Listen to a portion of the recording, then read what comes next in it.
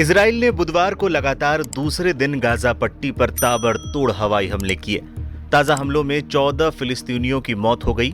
इससे पहले इजराइल ने हमास के साथ एक तरफा युद्ध विराम तोड़ते हुए मंगलवार को तड़के गाजा पट्टी पर कई हवाई हमले किए थे, जिसमें 400 से ज्यादा लोग मारे गए जबकि 500 से अधिक लोग घायल हुए हैं। जनवरी में संघर्ष विराम लागू होने के बाद से इजराइल द्वारा इस क्षेत्र में हमास के ठिकानों पर सबसे बड़ा हमला है। इजरायली हमलों का ये सिलसिला इस बात का भी प्रमाण है कि इजरायली प्रधानमंत्री बेंजामिन नेतन्याहू हमास के साथ युद्ध विराम से बाहर निकल गए हैं। जनवरी में उन्होंने युद्ध विराम पर सहमति जताई थी। हालांकि वो शुरू से ही इस उलझन में थे कि हमास के खिलाफ युद्ध रोका जाए या नहीं, लेकिन बंधकों की रिहाई के मुद्दे पर उन्हें अमेरिकी और अपने ही देश के लोगों के दबाव में झुकना पड़ा था।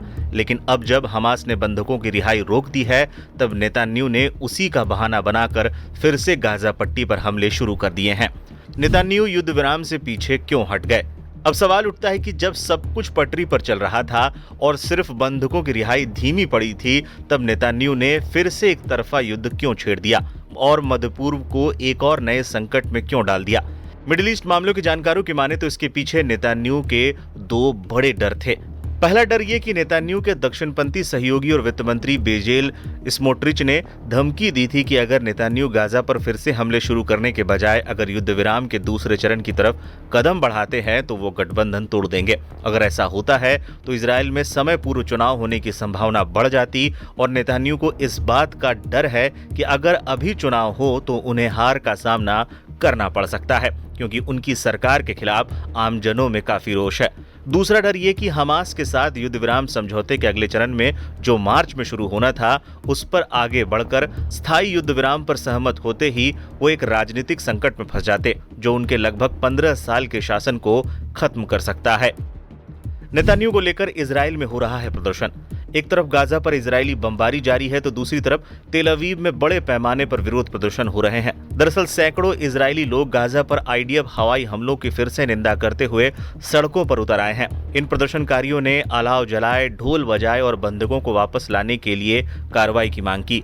प्रदर्शनकारियों ने शिन बेट के प्रमुख रोनेन बार को हटाने की कथित योजना के लिए नेतन्याहू पर जमकर निशाना साधा और तो और नेतन्याहू पर राष्ट्रीय सुरक्षा पर अपनी राजनीतिक अस्तित्व को प्राथमिकता देने का भी आरोप लगा दिया। 1800 फिलिस्तीनी के बदले 25 से ज्यादा इजरायली हुए थे रिहा। पहले बाइडेन प्रशासन और फिर ट्रंप प्रशासन के दबाव में जनवरी में हुए युद्ध विराम समझौते में चरणबद्ध तरीके से सीजफायर का आह्वान किया गया था। इसके साथ ही 7 अक्टूबर 2023 को हुए हमास के हमले में अपहृत सभी बंधकों को मुक्त करना और उसके कारण होने वाले युद्ध को समाप्त करना था।